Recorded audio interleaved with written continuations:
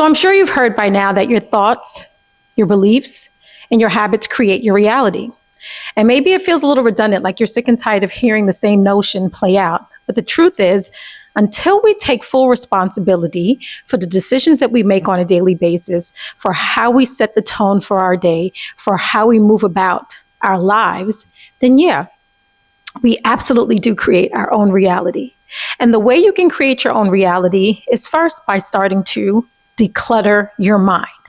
Now, when I say declutter your mind, I don't know what image comes to your mind, but I think of like a broom sweeping out old and extinct thoughts, mindset, beliefs, and habits, and really introducing or reintroducing new thoughts and new systems and new beliefs and new habits. And that's not always easy, considering that we have been doing the same thing day after day, year after year.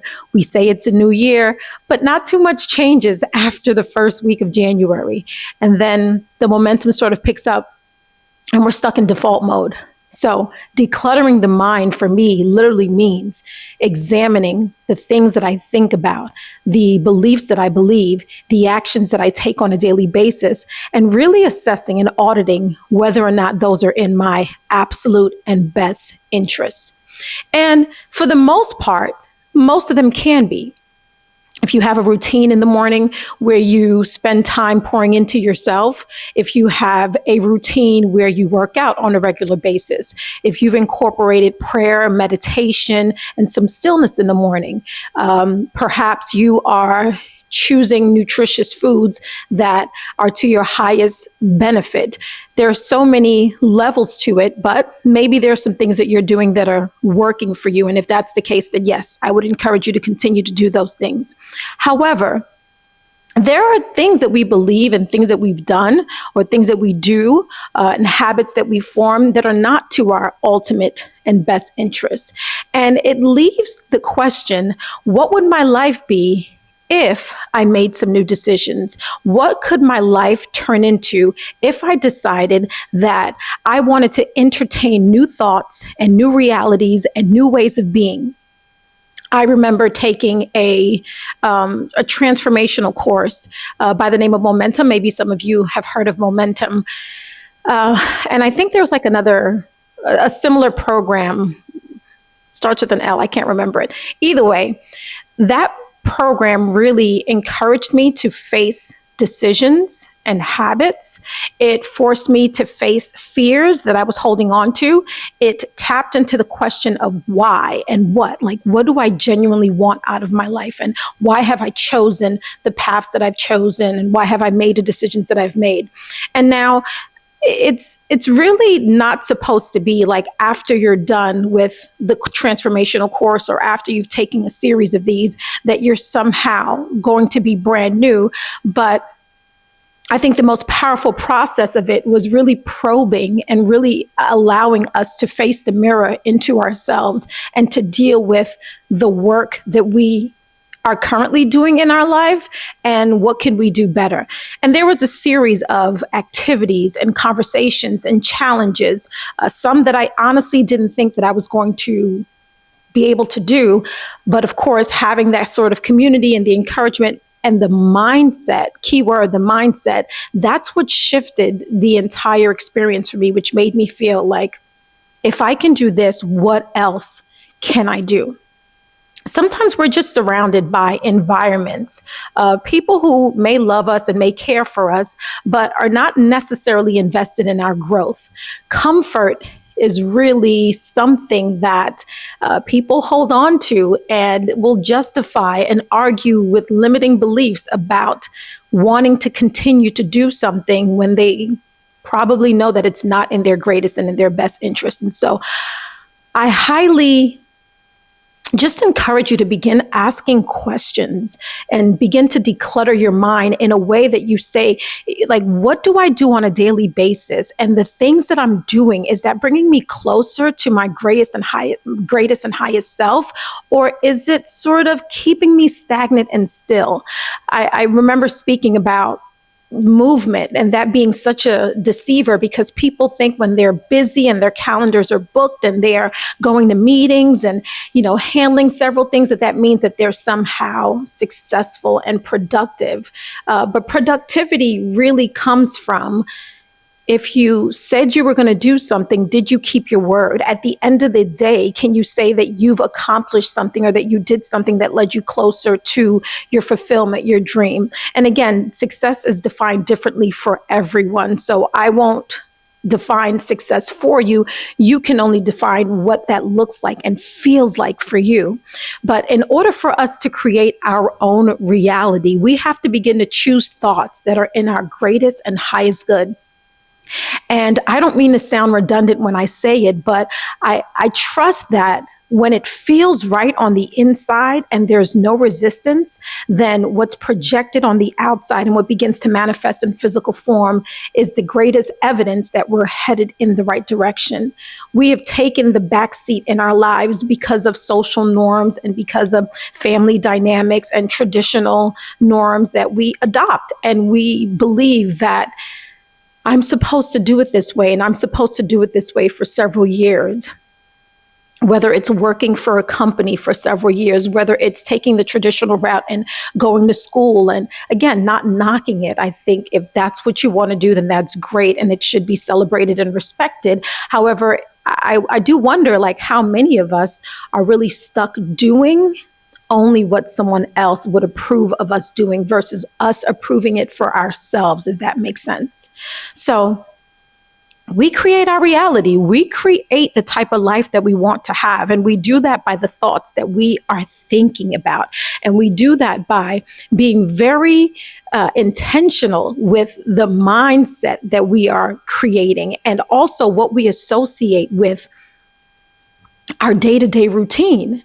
And so if I'm waking up in the morning and I know that I do not want to do anything else until I've had a moment of silence with myself and really said, I'm claiming the day, and this is what I want the day to become, and this is what I want to evolve into throughout this day. Now, it doesn't mean that we're in control of everything, because we know that there are some things that are just out of our control, and life happens.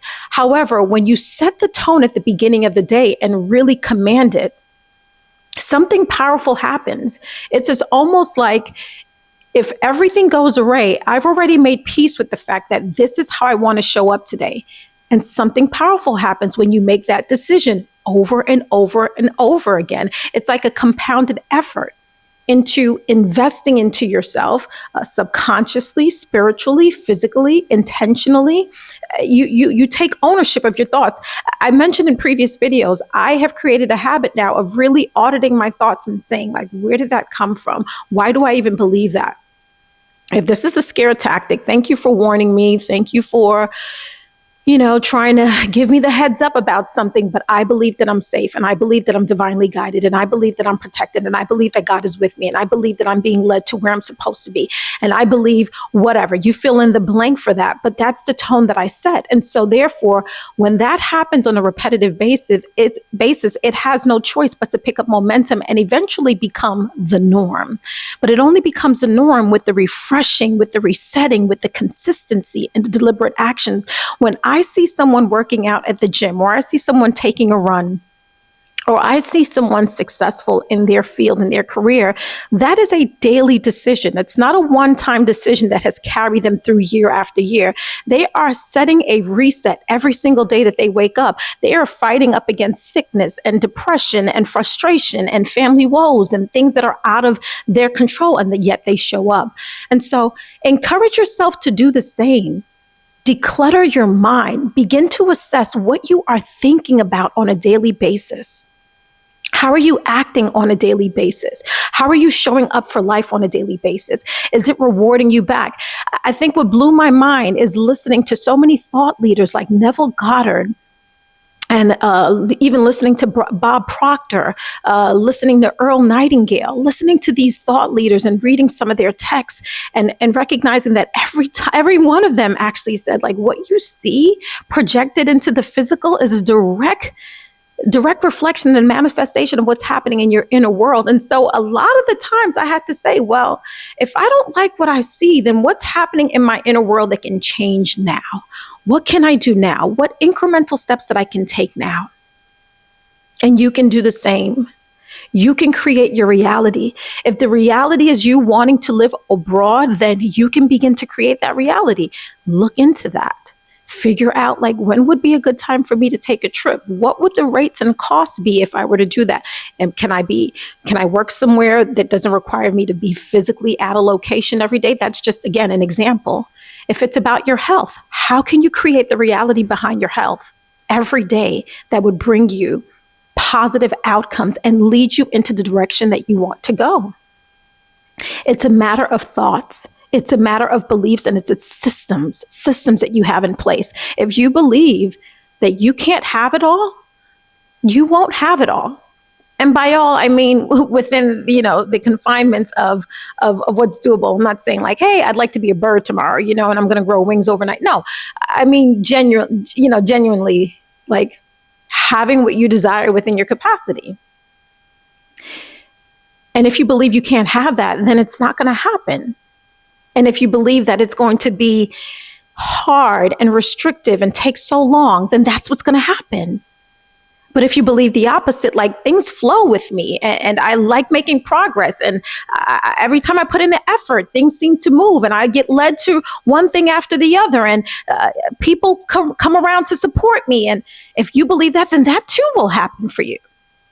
So we create our reality. And I'm going to go into this with additional videos, but just a starting place of decluttering the mind. Get the gunk out of there. Get the limiting beliefs out of there. Begin to embrace empowering, positive thoughts about how you feel about who you are. Take control of your life.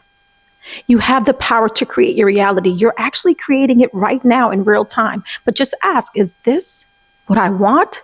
Or is this what I've been accepting by default? Let's not be a passive passenger in our lives and actively take ownership of where we want to go, who we want to go with, what we want to do, and how we want to do it.